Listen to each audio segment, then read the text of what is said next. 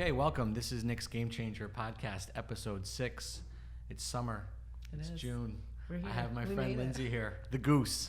Lindsay Matthew, who was Lindsay Siragusa I was. when I met her 15 years ago.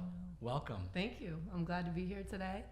And I'm glad summer's here. It feels like I a nice know. change. It's been a while. So thanks I for having know. me. Absolutely. So I want to just tell the folks listening just a little bit about you, your background. So as I just said, we met 15 years ago in the retail real estate space. Yes, So why I don't can't you believe just- it's been 15 years. I Actually, we know. were talking before we got started here, and we were doing the math, and I feel like that makes us older than we really are, but it's facts. So here we are. So there's But that. Yeah. Yep. 15 years, it flies. But yeah, you've been around for a while, and Yeah. so have I guess. Yeah. So you went to Boston I University. did. Yep. I graduated from BU. I got into BU in the communications program. So I never necessarily knew that I was going to, what I was going to do with that, because it's almost so broad of a degree that you could. I think being in Boston, I was like, oh, I'm going to work for the Red Sox or the Celtics or something like that. Like you have these big, grandiose ideas, but. Little did I know that my path was going to bring me into the design and construction and development world, and it's like I could not imagine doing anything differently than the career path that I've been on. And So what was your path then? You graduated? Yeah, so my path is that I graduated in 2001, and basically I knew that I had to move back to Connecticut despite wanting to stay in Boston. It just wasn't realistic at the time. Yeah. I did have an offer to kind of stay at the internship that I was working at, but it was just one of those things that it wasn't exactly going to pay the bills living in a big city. So I moved back to Connecticut. And what I did was I really just put resumes out on the streets, just, again, kind of a relatively broad degree in communications. And basically I remember that there was a job description in the Hartford Courant that I saw, and it said ENR top 500 design firm seeks marketing professional. In the paper, hard copy the old paper, school, old 15 school. years ago when we read newspapers. So it was like ENR top 500 design firm seeks marketing professional, and I'm like, I don't know what ENR is, but top 500 sounds pretty good. So I'm like, let's do it. So it was for a civil engineering firm, Tectonic Engineering, and they're in Rocky Hill, but they're based in New York. And I put my resume in, and I got the job. And it's funny because like my dad was a union carpenter. He worked for Connecticut Department of Transportation. He retired probably like 5 years ago as a construction inspector. I mean, growing up, I remember hanging sheetrock with my dad. Like there was always something going on in our house. He built all the houses we ever lived in growing up. So I guess you could say construction's kind of in my blood. But yeah, I ended up working for a civil engineering firm right out of college, and I knew nothing about it. I was not even 21 at the time, because I actually graduated a year early from BU. And I was just like working with a bunch of civil engineers, and it was like either figure this out or completely change paths. And I kind of dug in and asked a ton of questions, and just really began to realize what a niche it was working in what I refer to and others refer to as the AEC space, so architectural engineering construction. So I was there at Tectonic for about 3 years as a marketing coordinator. So really just pumping out RFPs. For those of you that aren't familiar with that term, request for proposals for services. You have to put together proposals to respond and sell your services. So I'd do those and answer phones when the secretary was on her cigarette break, and just really learn everything I could. Then I moved over. Actually, when I met you, I had moved over to BL Companies, more multidisciplined, larger architectural engineering firm. And then after that, I was there for 5 years. I left BL as the director of marketing and business development. So you really worked your way up there. I did, I started as a marketing coordinator and really just kind of worked through the ranks. I had some really great people along the way that kind of saw what I brought to the table and gave me a lot of opportunity at a very young age over there. That's good. I loved it, and I basically was courted to come over to the dark side, or the construction side, in 2009 when I left BL and very drastically changed from a true marketing role to more of a business development role. I oversaw business development and did strategy at BL, but I was really out responsible for selling at KBE. And it was an interesting time because it was like the height of the recession. It was 2009, it was not good. And I realized pretty quickly that I didn't like the selling, being out there just pounding the pavement. That wasn't really me. I missed that creative side. What drove the change to initially leave BL after that time and go to a whole different company and in a whole different role. Yeah. So I'm assuming you were in a commission-based sales position, combination maybe. There was a base salary that was involved there, but it was still a drastic change. And I'll tell you what drove it was really the burnout, to be honest with you. Like, we had gone from a department at BL of, I want to say like nine people at one point, working throughout the Northeast, and just given cutbacks that every firm in that industry was going through. We skinnied down to like me and like 2 coordinators, and you know, but what was interesting that I think a lot of marketing folks in the AEC space can remember at that time was, it's not like our workload skinnied down too. We went, it was to throw the spaghetti at the wall and hope it sticks. So we were chasing federal work. We were going after stuff in Florida, like stuff we frankly didn't have any business doing, just to try to feed the machine. And I was burnt out. So I got a call from a recruiter, and they're like, hey, no RFPs, no sale, you know, you're just going to sell. It's cushier. Individual contributor. You could just, you know, network. And I was hooked. You did it. And it was a change. And I was like, I'd been there for 5 years, and you know, sometimes it's like the right time, right to place. Change. And then I took a jump. It wasn't a long jump. It wasn't. Well, no. So then, then you were and I remember you and I went out to lunch together, and you told me just as you had changed role, and I was in a sales environment at the time, working in national sales for a facility management company. So I kind of knew that world. And we talked about it, and I said, "Are you really sure this is what you want?" I remember this lunch. And I do too. And but you did it, and you gave it a shot. And then, so tell me, from there, you really kind of shifted into the spot where you're at today, I did. right? Yeah, I did. So I was at KBE Building Corporation, formerly Conover Construction in Farmington. I was there for about a year, and it was a great experience. I learned a ton about, you know, the construction side, because I had historically only been on the design side. And I met a lot of great people. But basically, for me, again, just keeping in mind that it was at this time where, you know, people were getting laid off left and right, you know, and fortunately, I was not one of those people. I was out there trying to hustle and, again, kind of feed that machine.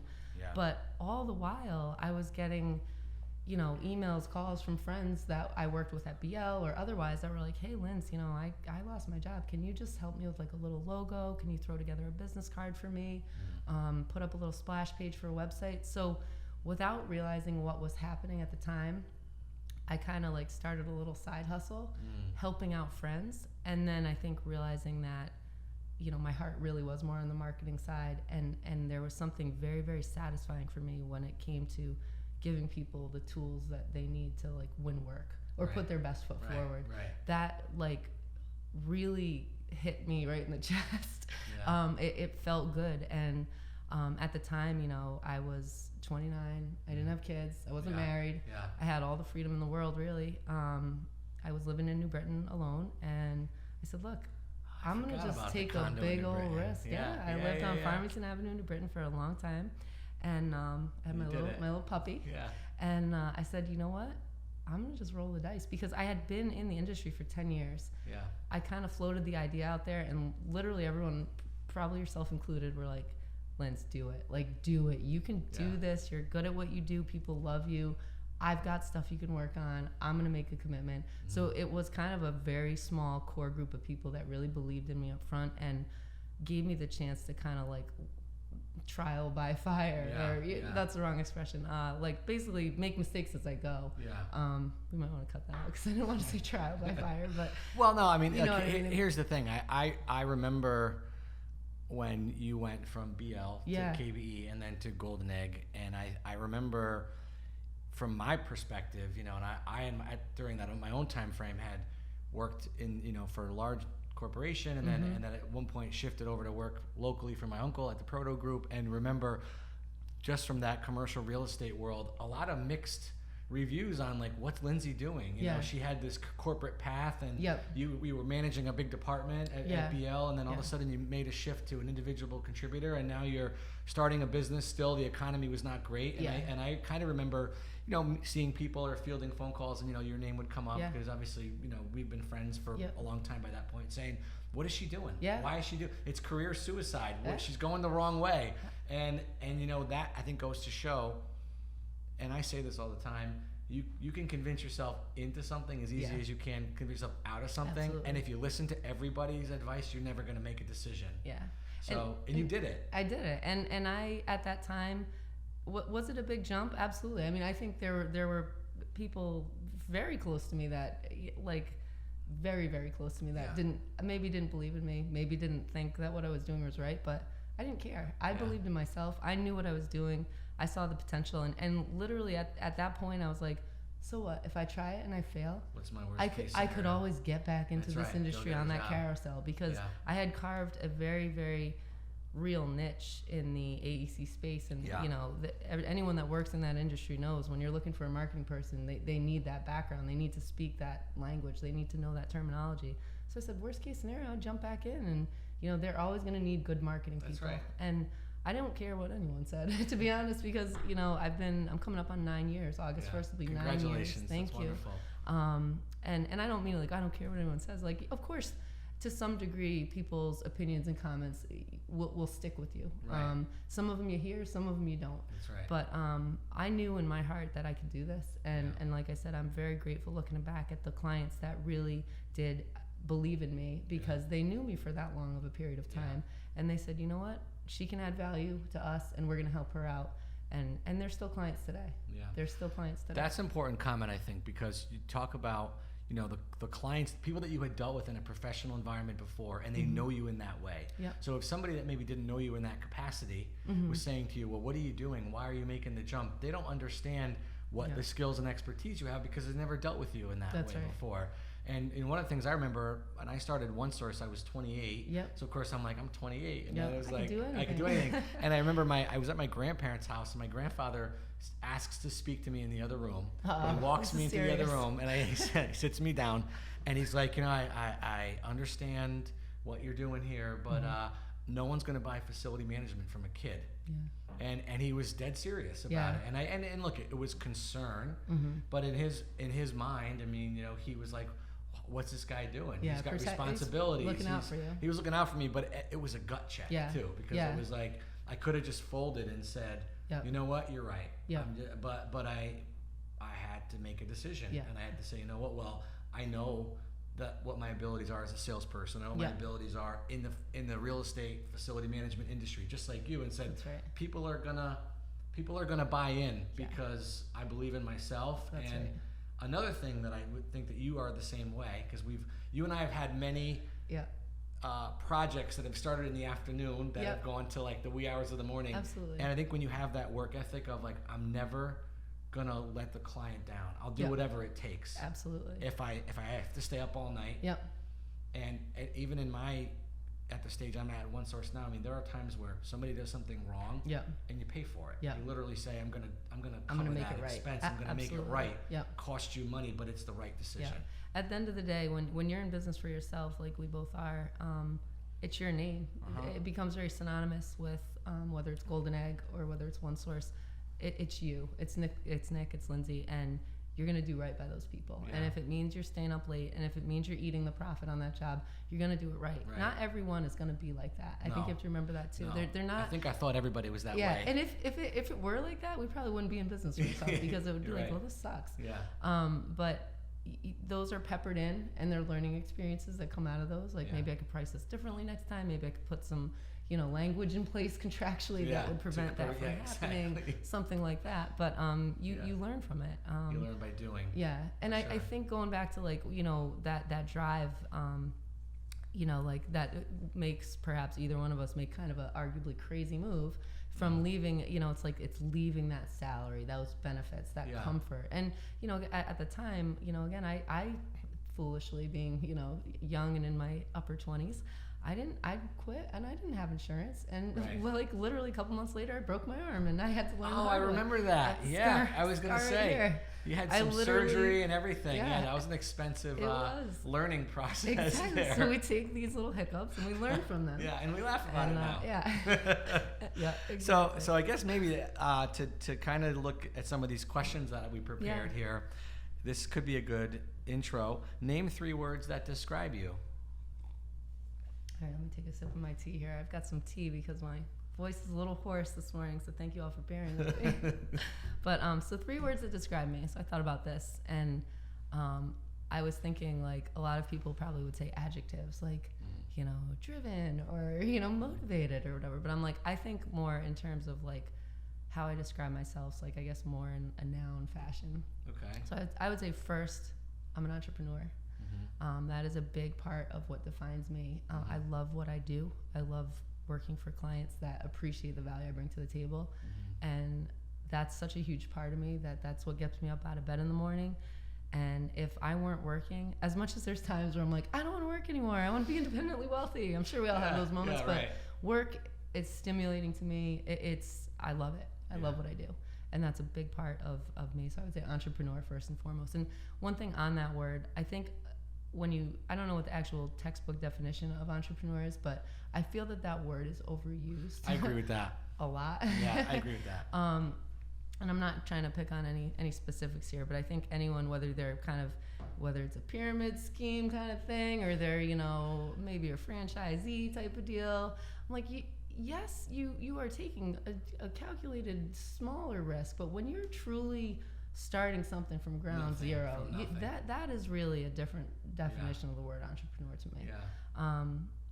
And it's no disrespect to anyone that's doing something that's not like starting their own business, but I think that I take a lot of pride in that word and what that word means to me. And I do feel it's overused. For the record. For the record.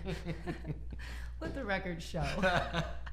I think my next word would be wife, because I am married to a wonderful man by the name of Nicholas Matthew, and he is truly my partner in life. And I couldn't do what I do with Golden Egg, or really anything for that matter, without his support and his partnership. He is a firefighter for the city of Norwich, a career firefighter. And some people hear this and they're like, how do you deal with it? But his schedule is they do one 24-hour shift and then they're off for 72 hours. So let's say he works a Monday, he gets up at 5:30 in the morning, goes to the firehouse, he sleeps, and they're not volunteer, they're career firefighters, so they're there, they live there, they sleep there, they cook their meals there.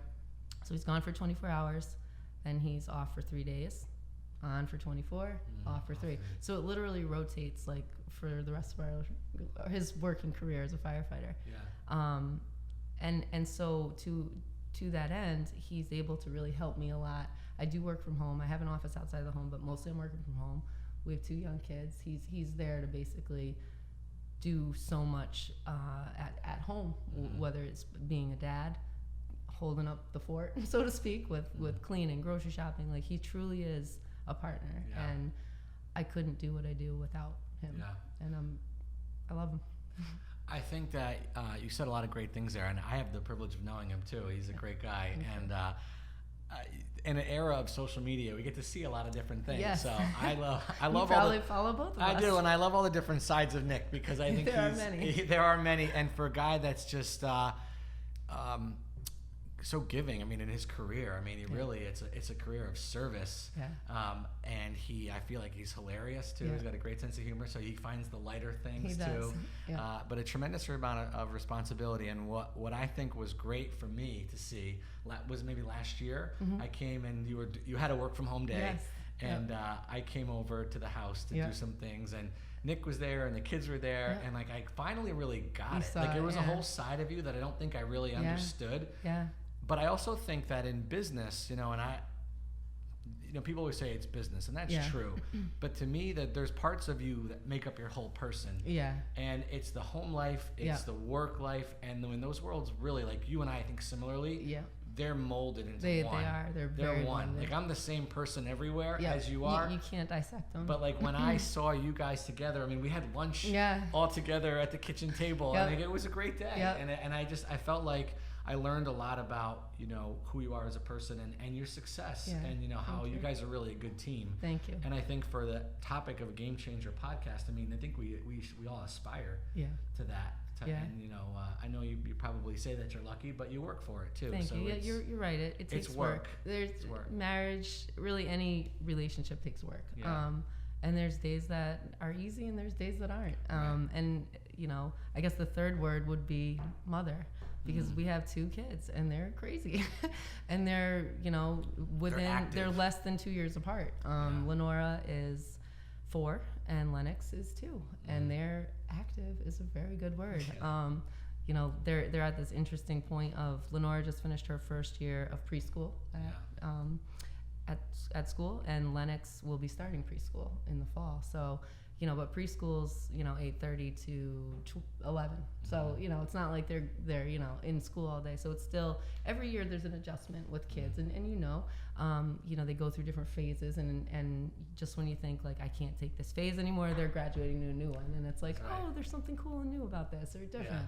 And then that one gets you to the breaking point, and they go into a new one. So, you know, mother is another really big part of who I am. I love my kids, I love my family, and I couldn't do what I do without their support.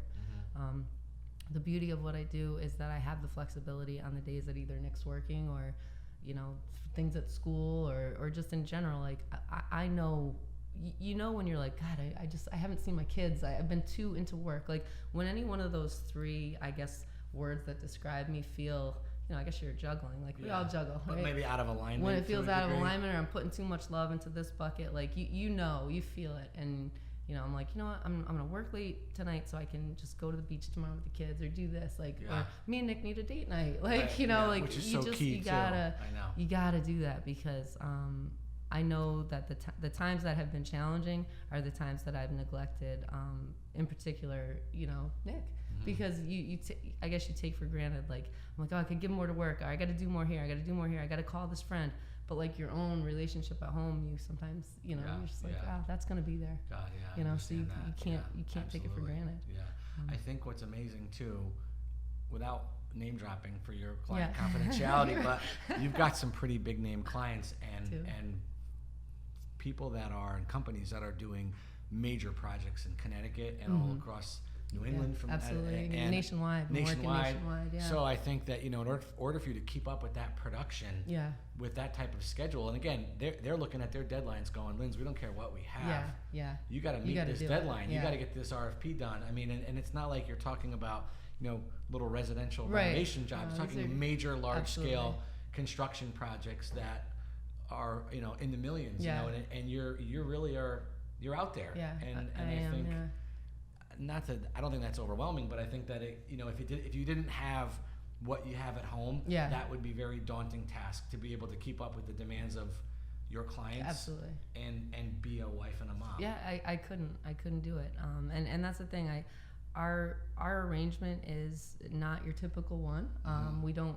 Neither one of us work 9 to 5s, and kids aren't in daycare, and it's not like we have that like constant family babysitter or otherwise babysitter.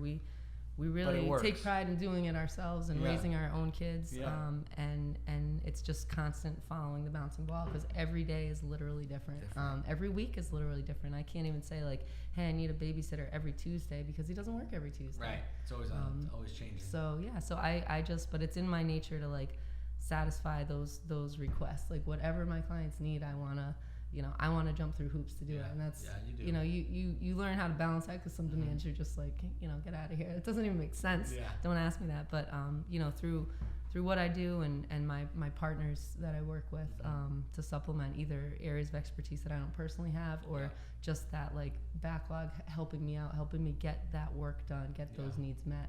We get it done. And we've been doing it for 9+ years nationwide, for big players and small players too. I mean, we work with startups, we work with international corporations, and a lot of times we're really acting. I say we through my network, but Golden Egg is their marketing department, or they're an extension of their marketing department. Which is great. Which is the way of the world. And you know, for me in the outsourced facility management field, you know, we're in the similar. Absolutely. You know, that these, looking at what the non-core activities are of these corporations, saying, okay, payroll, you know, HR, marketing, facility management, take those things out that are taking away from your core business, from the way you make money from your day to day, and let us supplement those activities. So I think, and with the way that the economy is in Connecticut and across the country, I think that there's ways that these people can leverage the expertise of folks like you and Absolutely. And the whole outsourcing model is it takes, I think, some people a minute to grasp that, but it's worked well for you. And I think, I mean, essentially, if you're your outsourced facility maintenance solution, I'm your outsourced marketing solution. That's exactly and right. you're getting more expertise, arguably, than you may be able to keep, on payroll in-house. Right. You're getting access to a larger network. You're getting, frankly, maybe more drive as a consultant than 100%. if you're, just getting a paycheck every week. Correct. So Right. it's a model that has worked really well for me, and a lot of times I am working in close cooperation and collaboration with an in-house marketing person, but it's just they can't do it all themselves either. No. So it's been a good gig. So tell me, as this next question, when you feel overwhelmed, how do you refocus? I feel overwhelmed every day. So I've learned that I need some kind of physical activity in my life, usually in the morning. Okay. I'm not super diligent about I have to work out at 6:15 after taking my shake and doing these supplements but I do like to get a little bit of a workout on at least 4 to 5 days a week. Weekends I usually just chill, but I got to do some kind of workout. And then work-wise, I find that it sounds so old school, but I make a to-do list. I write, I pull out my paper, and I just have a notepad start on my desk writing of my stuff. to-do list. And I will write stuff that I just did to be check. Check. I that did feels that. so good. Check the box. Does. It's get it done. Cross it out. I do. But it's the back to basics, because there's so many I think even as technology continues to evolve and stuff, it's I have people DMing me on Instagram about stuff, texting me about stuff, leaving a voicemail on my cell, leaving a voicemail on my office phone, emailing me. I'd never do that to you. It gets, you can't rein it in. I know, yeah. It's and you're just trying to usually when I'm driving, I'm oh God, I totally never respond to that or whatever. Yeah. So it's reining in all the sources that these requests are coming in, these projects are coming in, making a list, prioritizing it, and just plowing through. Yeah. I've also learned that when I really need to hone in and focus, I have to shut Outlook down, shut it down, because that is the constant fire of the moment, and you're oh, somebody else's problem that I can go solve, and I'm well, I have my own problems and challenges for clients that I need to deal with first. Sure. So it's just shifting the focus, going back to basics, writing a list, and chopping away at it. So that's also, I think, talking about prioritizing what you have to do versus what you want to do. And how often do you find yourself doing what you want to do versus what you need to do? Do you? It's rare. Well, I shouldn't say it's rare, because I do I want to work out in the morning, so I make that time. Yeah. I've learned to do that. But I think that it's very easy, given my personality and my desire to please people in general, but clients. Yeah. I'm always leaning towards what I have to do. Yeah. And I have to remember that I need to make time for myself, make time for my family, and even make time for my own business, because I'm the classic, shoemaker's kids that have no shoes, or whatever the expression is. Do I do my own marketing? No, I don't, because I just don't have time for it. But that's the don't have time for it is just such a bullshit excuse, because other you things do. take priority. You can shift it around. You have 8 hours or however many hours. Pack your day, code it out in your calendar, and just do it. But I say that I do that every day. I don't. But that's I at least am acknowledging that is what needs to be done to kind of blend what you have to do and what you want to do. Sure. Do you see how the world has changed? I think the answer will be yes. But from when we were working early on, and people being in an office and being all in front of each other, and they say ass in seat. I had a boss years ago that was I want to see you from my desk, and I think today. My approach anyway, and I think yours is the same way, is just get it done. Yeah, absolutely. Just get it done. I don't care. And I say to the folks in my office too, you have something personal at home you have to take care of it, because you're not going to be able to focus. Exactly. If you have something as a distraction. But that I think that's also what I mean by prioritization of your day, and I think that you operate that way too. It's hey, I gotta take my son to the doctor, but you know what? As soon as I bring him back, these are the things I have to get done. Absolutely. And I think that there's been a pretty big shift for sure over our short. Yeah, I totally remember the whole concept. Even on a snow day, it was I'm gonna work from home. It was you're probably gonna be doing laundry, or you're not. And I think that in general, companies, the industry, whatever, just professionals have let go of that control. Certain companies, I think they're always going to be conservative in that respect and want you ass and seat. But I think that the whole remote concept, and even this is what you need to do as long as you're performing. If you need to go to your kid's concert at school or go to the doctor, make it work. Just get it done. Yeah. And if it means you work late or you get up early, get it done. There's got to be that trust there. And even in serving clients, because like I said, I'm working with clients like coast to coast, like they don't, many of them don't even know I'm in Connecticut or don't care. And like, and technology too, like I think you and I do a lot of video calls. Screen and I think, shares. And I always say, like, technology is a tool, it's not a solution. So That's like right. the people in our world anyway provide the solution, but technology really is a tool, game-changing tool in a lot of ways. It is a game changer. So that to kind of help us work in ways we never would have been able to work before. That's right. But I will say, like, having worked from home arguably or remotely for 9 years now, like you do miss that human interaction, that element. So like some of the camaraderie. You do, like, and do I want to go to an office every day? No. But I do take opportunities to, like, if it's like a long conference call or something, like let's just meet up, and we've done that. Like let's go to Glastonbury. It's a good halfway. Let's just talk it out over coffee or have lunch, and just that you can never let go of that human connection. Because that's old school, but that's old school, and it's gonna always be relevant. Always be there. Just like the business card. People are like, print is dead. Like with what I do, the business card will never die. That is that is so old school, but that is one piece of print that will always be there. Like I'm not gonna be like, give me your QR code or that's just no one does that. Like here's my card, call me. It's just old school, but like certain things stay for a reason. All right, let's go to the next question. Is there a single experience or defining moment that sparked a game change in your life? I would say we kind of touched on it before, but that moment was really when I basically was first approached, kind of to start my little side hustle while I was, working in the construction side of the business, and realizing that there were opportunities out there to consult.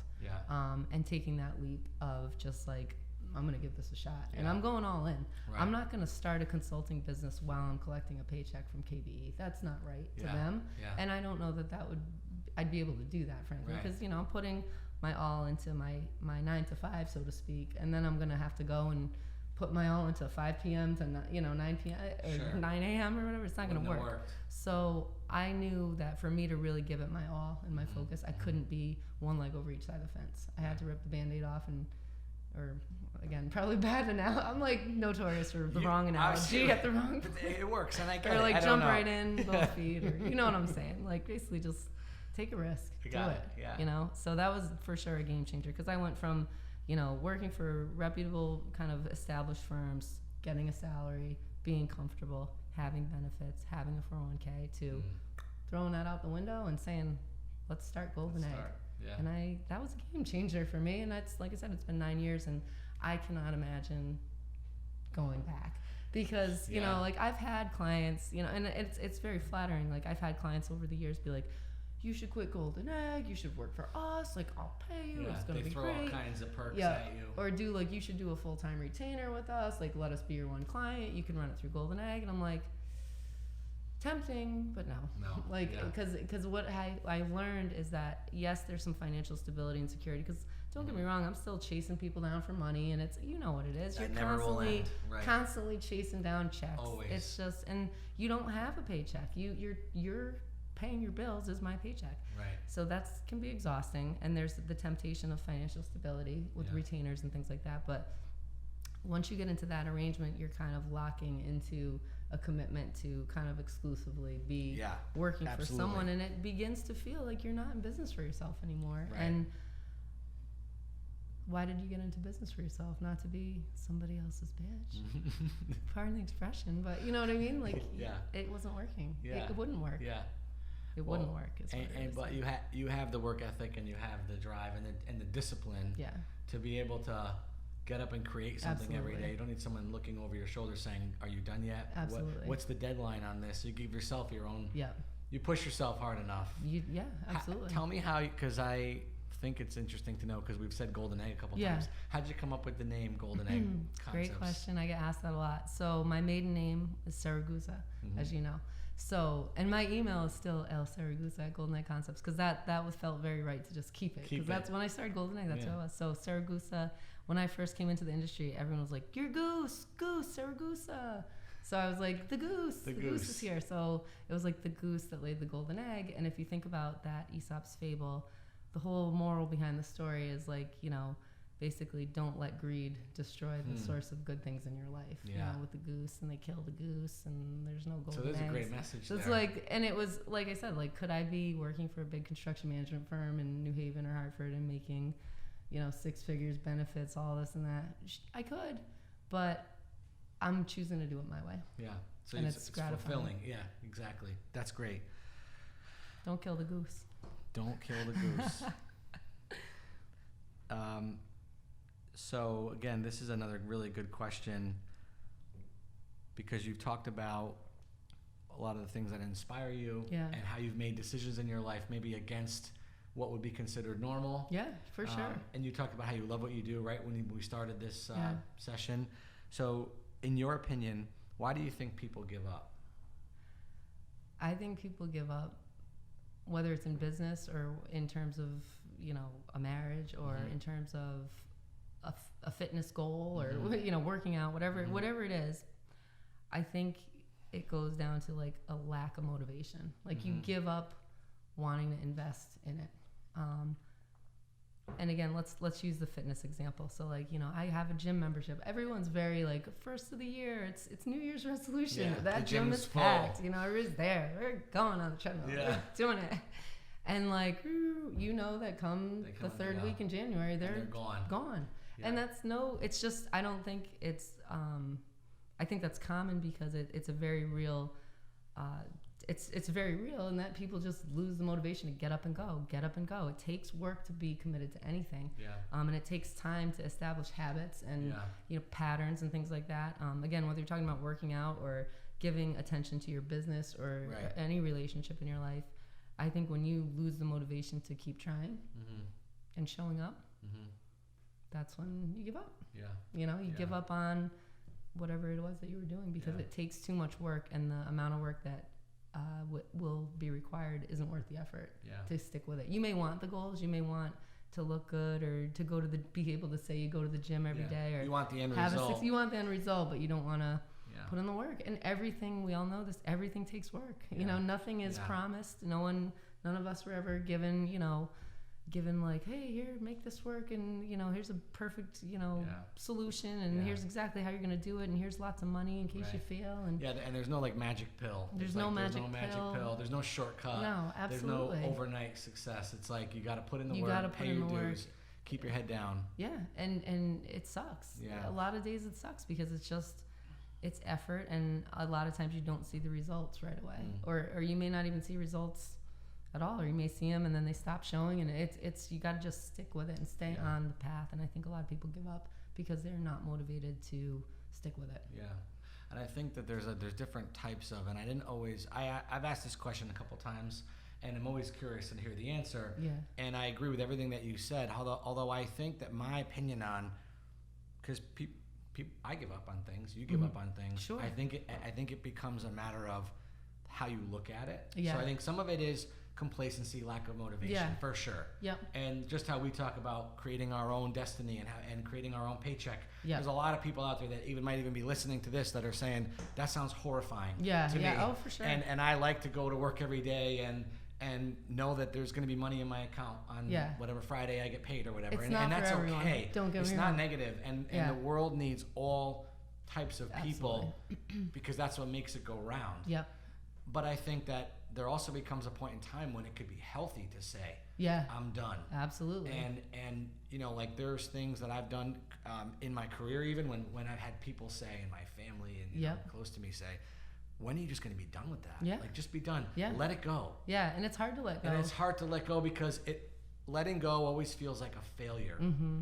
Yeah. But sometimes you need to let drop go. those. And you know, for a guy that's had failed investments and failed startups, a failed marriage. I mean, there's been things that have happened in my life that I say you could beat yourself up, but it is about your frame of reference too. So if it's not necessarily a lack of motivation, but for some it is, but for other people it's saying, what am I doing Yeah, here? yeah. And how is that detrimentally affecting me possibly? Right. And then what do you do next? Yep. And how do you respond? Yep. Coming to terms like with acknowledging, maybe starting with the fitness example was I think what made me, you got to stay motivated, you got to do it. But to your point, there are, whether it's clients, marriages, friendships, family relationships that are just not productive, and you can exhausting. Go and you can give and change for them, and just you have to draw your own lines, and you have to ultimately remember, like, if this isn't going to work for me,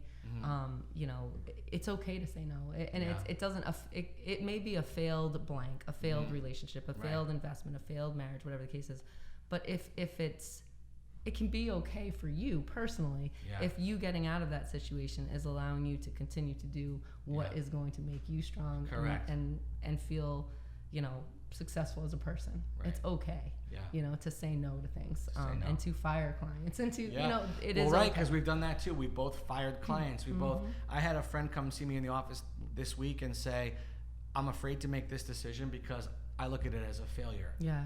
And I'm like, I don't look at it as a failure. And she said, well, what do you mean? Well, this is my perspective on it. So it really is a matter of how you respond. Yep. And then what are the things that you're weighing in on to make that decision. Yep. Because I think that I even look at, and we've talked about this too, my inner circle of people in the last 5 years, it's changed dramatically. And you talk about things like positive affirmations and surrounding people that you want to be like, or that you aspire to, and how you push yourself to grow. And I think that, so I think we always talk about giving up. Yep. And in a lot of ways, all the things that we've talked about already, but there are other times when you say, hey, Nick, stop buying real estate in Vermont for the love of God. Yeah. You need to let it go. Yeah. And I did it for a long time. Yeah. But that's a way I looked at it, as a failure. And I'm like, but you know what? I got to cut my losses and understand that I've got other opportunities that are better. Yeah. So that's not to belabor the point. No, I get you. It's like, I think giving up means you're personally, you're throwing in the towel, versus maybe in a case like that, you're perhaps course correcting. You may still do your investments, but you're realizing that particular focus was not the right one for you, or that particular relationship or client was not the right one for you. You're still going to do what you do, right, and have relationships and clients and investments, but you're course correcting and finding something that's a better fit, that's more rewarding for you. So in that case, I don't know that I would call that giving up, because you're not throwing in the towel. Right. You're just acknowledging that this isn't working. Right. And that's, to me, acknowledging that something's not working and making a change is not giving up. Giving up is saying, that's a great point. Giving up is saying, I set out to do this, I'm going to do this come hell or high water, and then just like losing steam. I see, that's what I think. Or staying in that, staying in that comfort zone of complacency, because it's too hard. It's too hard. Yeah. But acknowledging that something is just, and again, whatever we're talking about, a routine, a habit, a relationship, a job, a career choice, recognizing that it's not working and then course correcting. Yeah. Giving up is defeat. Yeah. Acknowledging change is something I think that could make you end up in a better place. Yeah. I know you recently made a pretty big decision to make a change with a strategic partnership that you had for a period of time. And kind of thinking about that too as we're talking. Yeah. Absolutely. It's a big deal, and it probably weighed on you for a while, and you probably looked at it from a lot of different ways. But it did. Just talk to me about maybe the process that you went through internally. And that would be a situation that I wouldn't pile into the giving up. No, and that's why I bring it up. Acknowledging that it might not have been working and making a change. Yeah. So long story short, because it is quite a long story, but probably back in about 2013, I became very closely affiliated with a strategic partner that I do a lot of my website development with. Yeah. We also have a lot of products in terms of content management system, CRM, intranets, etc. So a lot of basically the digital stuff that me personally as Golden Egg I did not do. So it began as like a strategic alliance, and people would come to me as Golden Egg, hey, I need a website. Cool, I'm bringing in my team.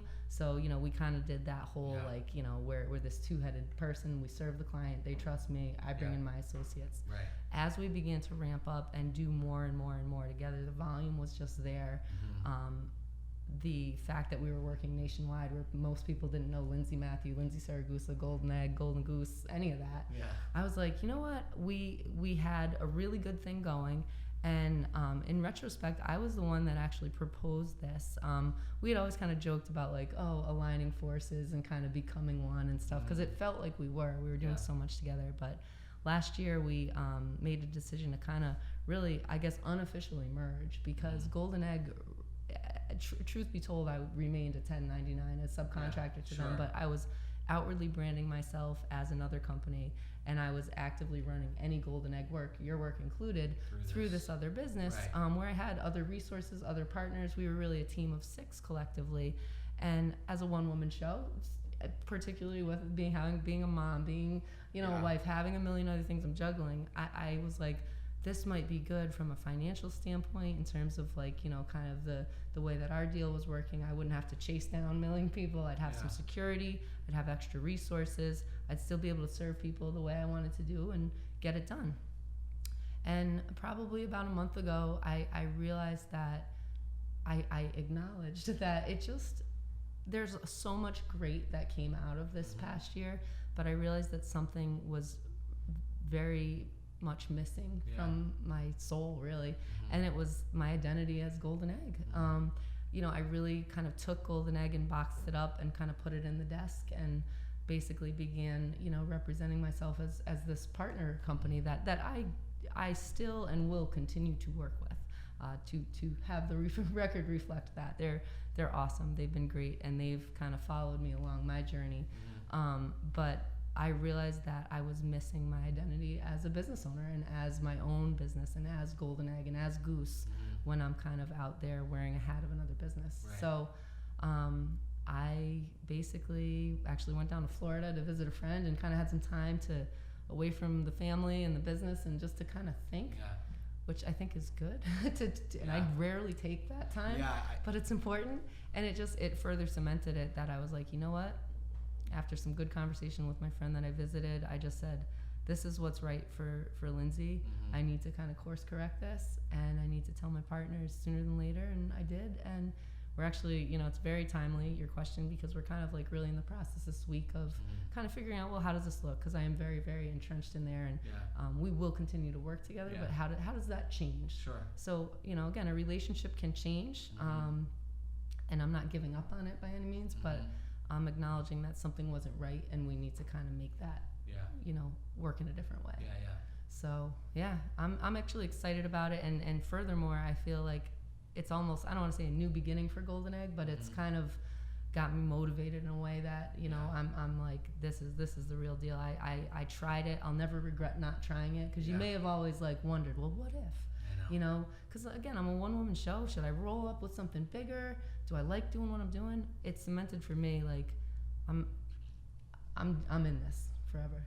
You know what I started doing, and that was a great answer, by the way. Thank you. I appreciate your honesty. No problem. About a year ago, I started, because I had a bunch of these what ifs in my life and a lot of different scenarios. And I did a couple things. I really was honest with myself in the way that I felt, which sometimes was a struggle. And you're like, I should feel a certain way, but I don't. So what do I do with that? The other thing that I started doing, being honest with yourself. Being honest with myself, but also this, which I think was very important, telling people how I feel, exactly how I feel. And where even if it was, because I was on this campaign to call all these people that were important to me, and including you. You remember you were a recipient of that phone call, and then even a dinner to follow up, because I was like, what was most memorable. But it was really being honest to myself and saying, this is how I feel. This is how I'm going to tell other people how I feel about them. Life's short, number one. And rather than people wonder how I feel about them, now they're going to know. I'm not exactly excited to tell people that I don't like them, because I'm sure there are plenty of people out there that, the people that don't like me. You may not have had dinner with them. But for the ones especially that I care about, that I want to invest my time into, and some of them are family, and some of them are friends. And I think that process, maybe not in the same way, but I think you kind of went through that too, because we talked about it, and it was like, tell people how you feel. It's exposing. It makes scary. you a little vulnerable, to be honest, because most people don't keep it that real, and I don't know that most people are like able to, like, if you pitch that at them, like, they're like, how do I deal with these feelings? Like, it's like, it's great to be that honest and that forthright. And I think as we get older, because we've been in the game for 15 years, not that that's that old, but, I think I've found that, with friends and even clients and business association and everything, it's like that whole quality over quantity. And it's Absolutely. so cliche, but you kind of weed down your tribe. And that tribe really includes family and friends really and do. the people, and even with business, you want to work with people you want to work with. Like, I mean, you don't want those like bare clients that you see them calling and you're just like, you roll your eyes. Yeah, you want to work with good people. You want to deal with good people. Life is short, and it's great that you can articulate how you feel and then share that. And I wonder, my question for you is, how has that been received for the people? I mean, I know how I received it. It's nice to hear, and it may pull something out of them that you might not have known that they felt like, that, hey, maybe you're more important to that person than you ever gave yourself credit for. Yeah, so I think that was probably what I learned. In some scenarios, I think that people already knew. Yeah. But it was just me reaffirming. Yeah. And telling people that all the things that they've done for me, even in a roundabout way, I appreciate it, and that went very well. Yeah. Other people that may not have expected it, but really didn't realize the impact, kind of were like, "Well, gee, Nick, thanks. I didn't. What's going on with you? Are you okay? Yeah. Like, really? are you sick? Are you like, are you going through a transition in your life that I don't know about? Like, what's happening? Like, is this part of a process that you have to tell me?" I mean, so really, I bet all kinds of reactions. Yeah, and, I bet you did. All positive, and I'm happy to say that it strengthened the meaningful relationships to me in my life. And I've got just the things that life throws at you, and I certainly, maybe like you, have damaged relationships too over the years that I'm trying to rebuild. And that takes time too. Yeah, it but does. It's really understanding, and this is something else I think that it's important, is like, I used to say, and I had a conversation this morning, I used to say, like, I need you. But really, we'll survive. Yeah. I'm a survivor, you're a survivor. But it's acknowledging the fact of, you just mentioned vulnerability, of saying, I want you in my life, and here's why. Yeah. And I appreciate that about you. And although I would survive, I don't want to. Right. And when you talk about even your relationship with Nick, and that's one of those things where it's like, you make the investment, and it's like, could we all survive? Yeah, but why? Yeah. And this Why is struggle? Why struggle? Life's and then too hard. life is hard. So, and here's the last question, and it's another nice transition. Yeah. We're very good at that. Yeah, today, we are. I We're think. really segueing. We really are. Almost like we rehearsed this. Yeah. We totally didn't.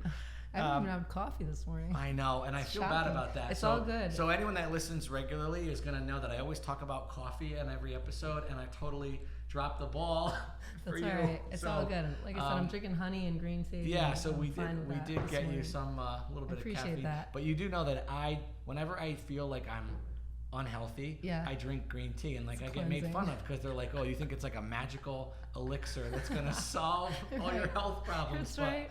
I literally, like, when I'm hungover, like, I drink green tea. Go. I don't know if it helps, but in my mind, I think it does. So, I love it.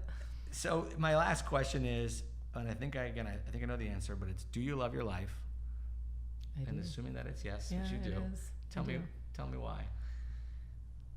Man, that's a deep one, but I mean, the answer is yes. I love my life. I love, I guess, going to connect it back to the other question of like entrepreneur, wife, mother. There's other words, friend, that I can think of. There's other words that come into play there, but I feel that I'm able to juggle all of the different parts of who I am as a person in a way that feels, for the most part, balanced, in a way that, is rewarding to me. I do feel lucky in a lot of ways with not only the fact that I've had a lot of great clients that believed in me, that allow me to do what I do. That I have, I guess, some God-given, talents and skill sets that allow me to do what I do. Some motivation, some drive that allow me to do what I do. The support of my husband, who's my number one fan. And even through this transition that we just talked about, with kind of going really from a very comfortable, steady situation to kind of back to ground zero and get out there and hustle and eat what you kill. Yeah. He's like, this is gonna be crazy, but I got you. Like, let's do it. And he's like, if I have to work a couple extra callbacks or whatever, he's like, he believes in me. And having his support has been huge, and I do feel very fortunate, because I wonder if I didn't have him in my life, I also wouldn't have my kids, who give me a lot of sense of purpose and joy, and they also give me headaches and other things too, because they're crazy. But no, in all honesty, like, I love them, and seeing my kids grow up, and knowing that people could have another consultant, arguably. Nick, I hope to God he never does, but could have another wife. But my children will never have another mother. I am their mother, and there's only one of me, and I only have they're my only children, and God willing, they'll be my only children, because I'm good with two. You're good. 2 and 3. Boy and a girl. 2 and 3. I got my boy, I got my girl. We're good. That's I don't know that I could go through this. I don't know if my body can take it. But no, like, in all seriousness, they are, again, it kind of sounds cliche, but they're my, my greatest accomplishment. I love them. And I think the fact that I have the balance of other relationships in my life, my career, my purpose, my passion, it makes me be a better mother to them. And so for that reason, I'm very happy. I feel that I can do what I love to do every day, and I have the flexibility to not feel bound to really anyone else's demands or schedule. I can kind of write my own destiny, and I think that's why we get into business for ourselves at the end of the day. So there's risks, there's rewards. It's not for everyone. No. I would never look at someone that says, I'm not ready to take that jump, I want to keep my paycheck. I would say, you know what, good for you, because there's a lot of great things about getting a steady paycheck and not doing what we do. Correct. But for me personally, I can't imagine it any other way. Yeah. And I would bet you would say the same. Yeah, and I think that to talk about you a little bit more, to the tune of telling people how you feel about them. I think you lead by example. I think you always have. I think to the beat of your own drum, which is a good thing. It's nice to hear, to be honest with you. And as a dad with 2 daughters, like, just to watch you, you as a woman in the industry, and to be a mom, and to be a professional, and to make the right decisions even when they're hard. I think that you're someone that girls and women should look up to, and do look up to. And I hope just got some goosebumps on that one, Nick. So thank you. Well, it's nice to hear, and that's that, like, real talk. Like, people don't tell me that every day. Like, that's nice to hear. So I'll tell it to you publicly and privately. But I also will tell you this. I want everyone to know this story. So I exited the facility management industry in 2010.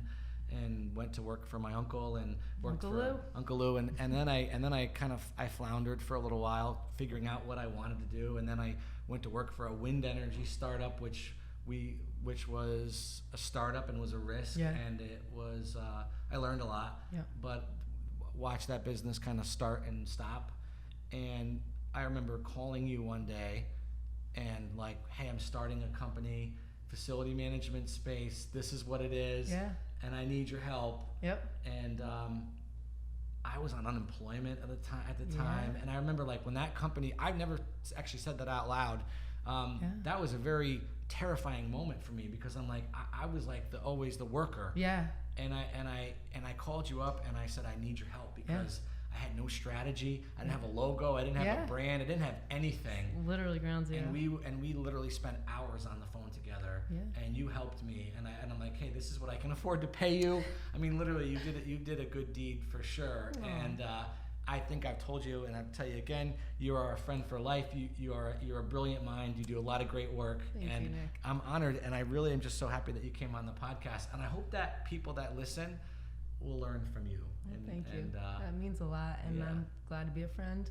And I'm glad to have you as a client. And I am, like I said, to be able to help people, give them what they need to do, give you those things to make you go out, and look what you've done with OneSource. Look what you've grown with my little maybe help along the way, a little logo, a little business card, a little touch here, a little there, direction, and you're off to the races. You're very humble too. Not everyone takes my direction and does something with it. This guy's killed it. Thank you. So thank you very much. Friend for life. Well, thank you. So I certainly owe you a cup of coffee. Yes, you do. This is the part of the program where we talk about the fantastic coffee that we're drinking, but I'm drinking coffee from home. And you're drinking green tea. I'm drinking green tea. I'm so on the coffee topic here. So Nick's like, let's talk about coffee on the podcast.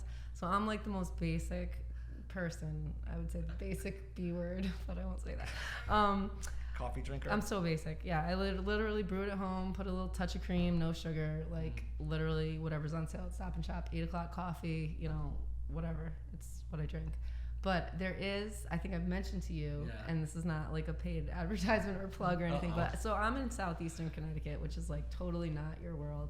Because we're always like, are you ever going to be in New Haven? I'm like, no, but if I am, I'll find a way to see you. Yeah. But like in southeastern Connecticut, there actually is a really good coffee shop in the city of Norwich, Rose City, born and raised. That's where I'm from. I live in Colchester now, but that's where I'm from. Yeah. Stay representing. You are Norwich proud. I am Norwich proud. Yeah. I am. And that's where my husband works. He's a firefighter for the city of Norwich. But I would say Craftsman Cliff Roasters is really good. If you guys are in the area, you should check it out. It's right downtown, and it's phenomenal. We're going to go. I'll go. Another small business doing his thing. He's been there a couple years, and he's killing it. Check him out. I spend more time out that way now, you know, with my client, Chelsea Groton Bank. There you go. And I did just join the Southeast Chamber. Really? Did you know that? I did not. That's a fun fact. Big news. That is a big news. Yes. Yep. Do you know Gary Rogers? I do know Gary Rogers. We should tag him in this. We Gary, totally should tag him. Yes, I've spoken to Gary, and awesome.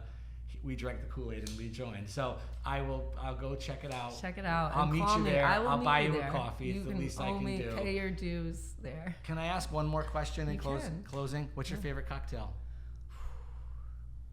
All right, this is a never crazy asked question. anybody If I'm gonna like drink for a while, Okay. which sounds horrible. Depends on the It insult. depends on Okay. This is terrible. All right. It depends on the environment. Right? Yeah. Okay. So if I'm kind of a signature classic, like one cocktail at a nice place, I'm doing a Cosmopolitan. Got it. That's my go-to. I like that. But if I'm gonna if I'm at an event, a networking event, whatever, I'll do like Tito's and soda, Tito's you know, soda. low cal, very light, easy yeah. to go. You spill it a little bit on somebody, it's issue. clear, no one's That's gonna right. bother you. If it's certain fall, winter time, you know, maybe have a little glass of Pinot Noir, something like that. I love the seasonality of this It's very response. seasonal. Summer, your upcoming event, I might be drinking some beers, you know, something light, seasonal. Yeah. So yeah, I kind of go with the ambiance I love it. of the environment. Great answer. Great. Yeah, thanks. Lindsay, thank you. Thank you. We did it. We did it. I did it. Onward. Thank you. Awesome. Have a good one. All right.